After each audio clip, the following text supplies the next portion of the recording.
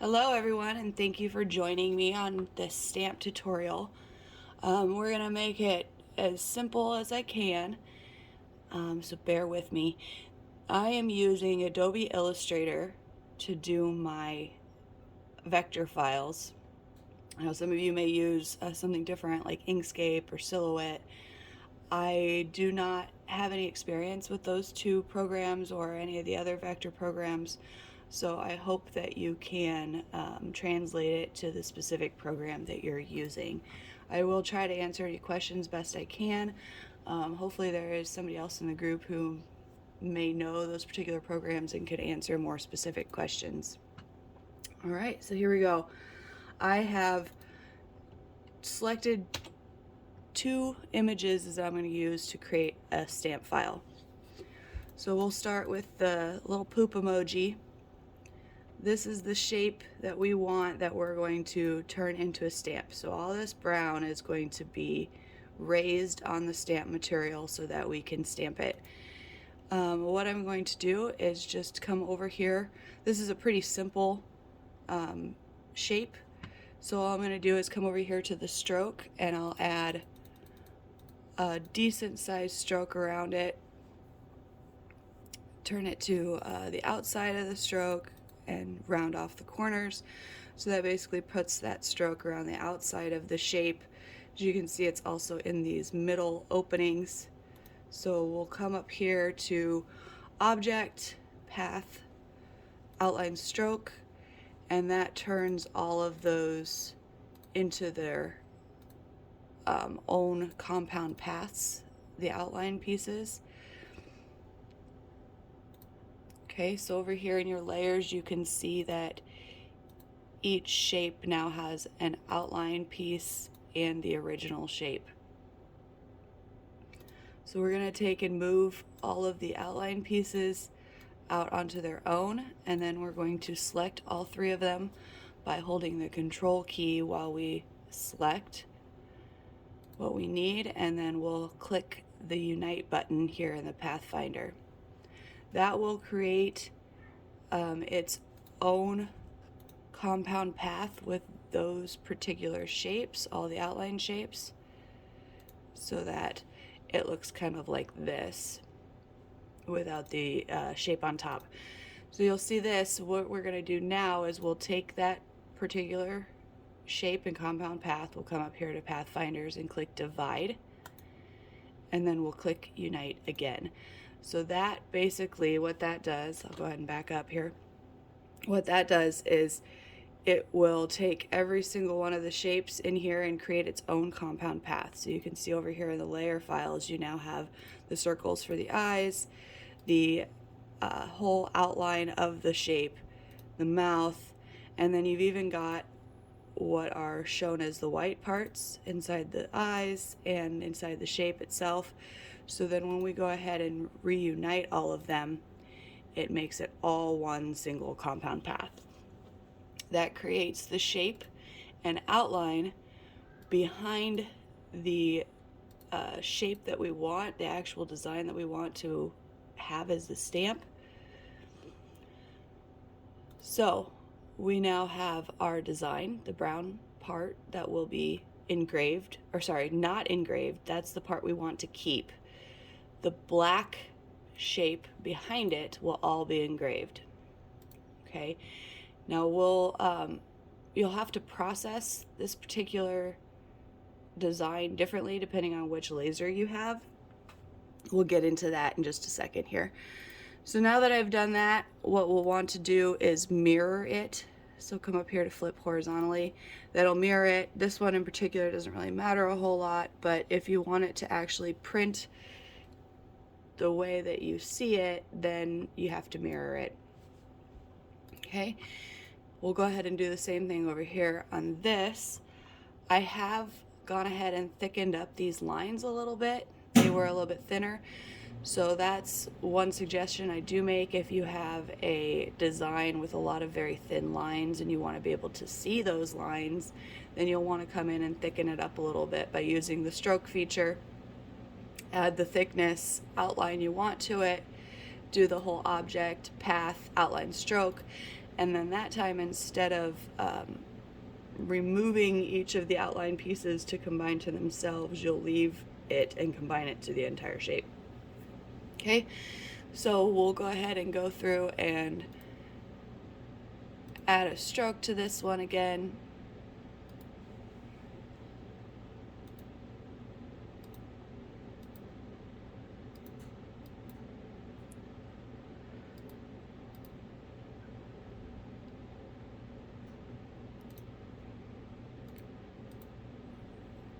Add a little bit of a stroke here, turn it to the outside, round it off. Same thing, go up to path, outline stroke. Okay.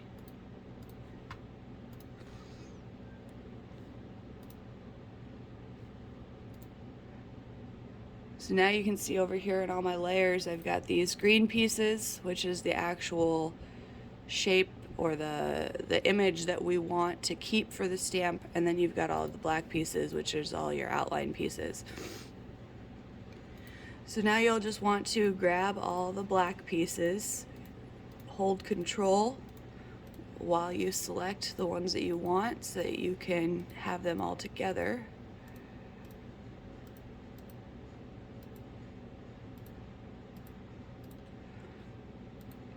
Okay, so once I've selected them all, I'll just hit Unite so that they're all grouped together.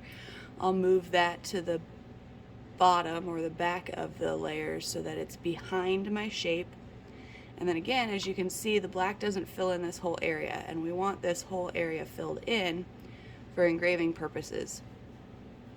So we'll go ahead, and while having it selected, we'll go up to Divide and then Unite again. And again, that will fill in all those empty spaces. We will have a nice outlined shape of the design that we want for the stamp. Okay, so again, we'll go ahead and select all of these, come up to Properties and flip horizontally so that it's mirrored. Okay. Okay, and then just to kind of show you a design from the starting point, we'll do another quick one. This will just be super simple with some words in it.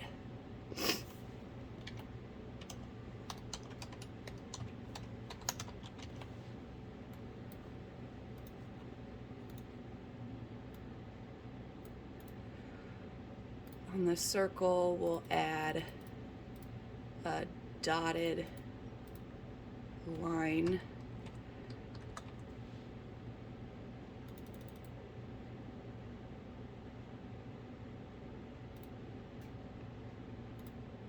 All right, kind of like that.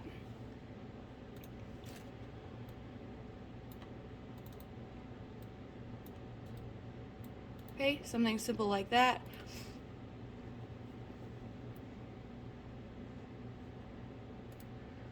Okay, for those dots, again, we'll come to Path, Outline Stroke.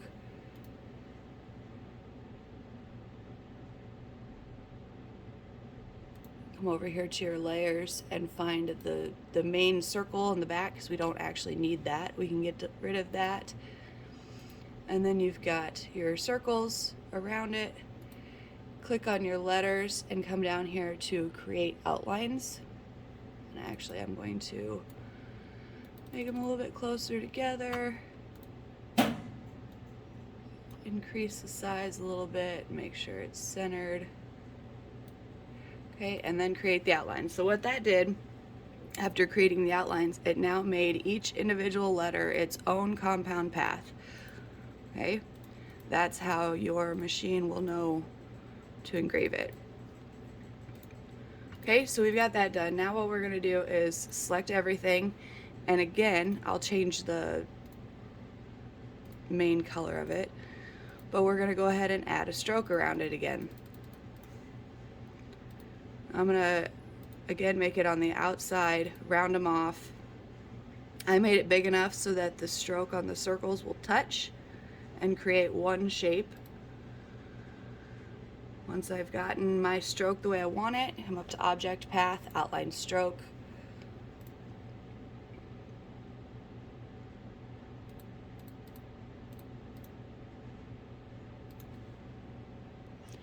And we're going to do the same thing. So we'll go over here, find all of our black pieces, and select them all together.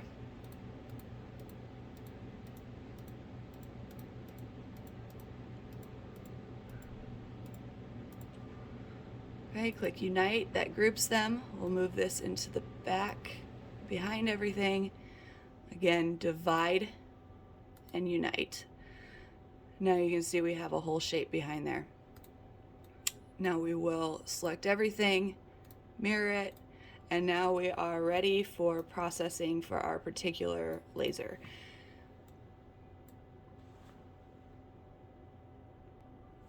Okay, so as far as processing for your laser, it is your responsibility to know how your laser reads files. For instance, my laser reads specific colors in the file. So if I want it to do something like engrave, my laser reads black as engraving. So as you can see here, I've used black for all these strokes around my design because my laser will see this black area as what it needs to engrave. The other colors will be ignored and left raised so that I can use that as my stamp. For other machines, like the Glowforge for instance, it reads each color as its own layer. And anything that is all the same color will all be processed the same way. For instance, I could turn all these purple, green, and brown, I could turn it all into the same color, and Glowforge would read it all the same way and process it all the same way. It will do the same with all these black pieces. It will process it all the same way. You just have to tell it how you want it processed. For my machine, in order to get a cut line, I just have to add a red stroke in the right size, and my machine will read that as a cut line and cut it. So for me, I would take the black shape in the background and I would add my cut stroke that my machine recognizes. And then I would send it to my machine and get engraving and cutting it. However, for the Glowforge, we will need to do an extra step to make sure that your Glowforge doesn't just engrave away the entire black shape behind it and not leave what we're actually wanting. So what you'll need to do, we're going to start with the poop emoji. We'll select everything, and we're going to, actually first we're going to select the back shape. We'll copy and paste it and put it into the same exact location as the other one. Okay, behind everything, and we're actually going to change the color of it. So if I hide the shape and then the other shape, these ones, you'll see the second one that I added here is in a purple color now. Okay, black one is still there. You just want to make sure that they're on top of each other correctly.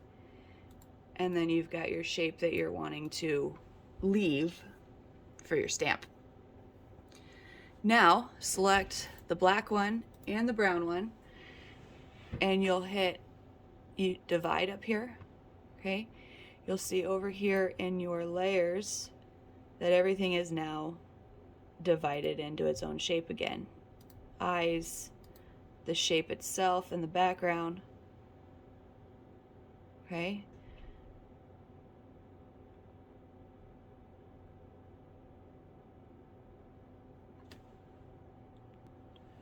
okay, so select the back shape and the shape that I want to have as the rubber stamp. Click divide. Now you've got your own separate individual pieces for each one. I'm going to go ahead and remove all the brown shape. Okay, so you can see here, and I went ahead and just hid that shape that we added in the back, so you can see that the only parts left are the black, and the white here is the area that we were wanting to keep for the stamp itself. Okay, turn that purple area back on, and the purple is a whole nother layer that will be used as our cut layer in the Glowforge app. Okay, so do this again. Copy and paste that background outline shape. Just make sure it gets in the same spot.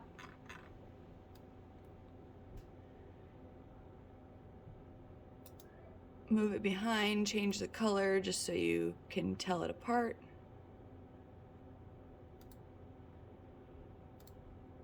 Okay, and then I'm going to select both the green and the black. Hit divide. Oops, hold on just a second.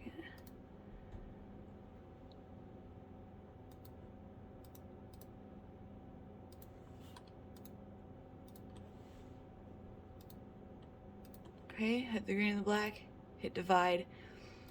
Again, we're going to expand this and just delete all the green pieces. Oops. Let's try that again.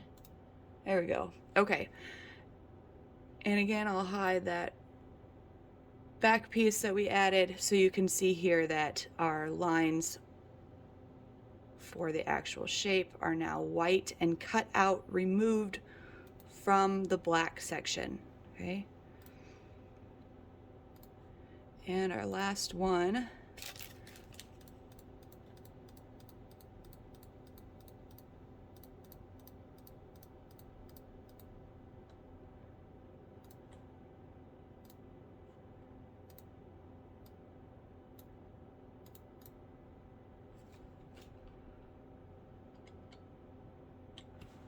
Okay, and our last one, we'll take the shape, copy and paste it, put it in the back, change the color.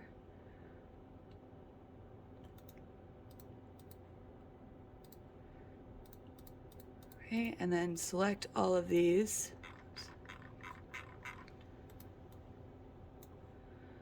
Minus that newly created back shape.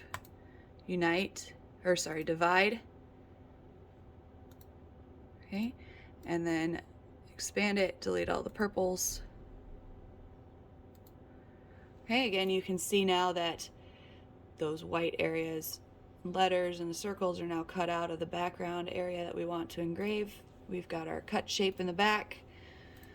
Okay, so we are all set to send this to the Glowforge. Okay, so I saved it. We're going to come over to the Glowforge app over here, create a new design, upload a file, find the file we want,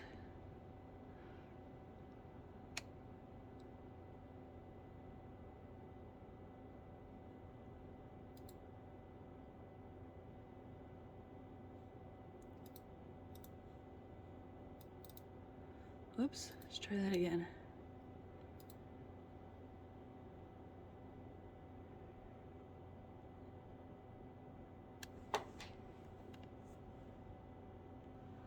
Okay, we're going to come over and bring it into the Glowforge app.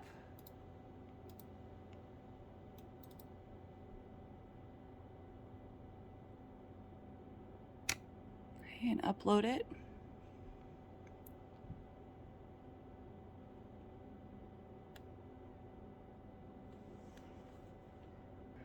Okay, it's all been uploaded into the Glowforge app. Don't mind the picture behind here, that's an old image that it took. So as you can see over here in the layers, you have the one layer, which is all your engraving areas. Okay, all these darker red areas that we want to engrave away to keep our stamp the way we want it. If you remember in our file, we made it black, so that's why they're all showing up as the same layer, because that's how Glowforge reads it. It reads each color as a separate layer. So for the black one, we'll set it to engrave, low speed, low power, higher LPI depending on how detailed you want it, how good a quality you want it, and I do multiple passes. I personally do 4 passes on my laser. I do recommend you play with your settings and see what works best for you, as they're not all going to be the same. Even 2 Glowforges could have different settings. So I do have recommended starting points on my website. Those are not guaranteed to work, and they may have to be changed depending on your machine, depending on how your machine runs. It all affects it. Okay, so we change those to engrave, and then for the shapes, since they're all different colors on our file, they're all showing up as separate layers. Not really a big deal. We could have made them all the same color and then they would have all been one layer. We could have set it all to cut and been done with it. Either way, it works the same. We'll just go through and set these as cut lines. They need to be after the engrave, so you'll engrave first and then you'll cut the shapes. Okay, so that's pretty much it for that part of it. We'll come back for part 2 to show it engraving and what we do to finish it up and clean up the stamp to get it ready for sending out to a customer.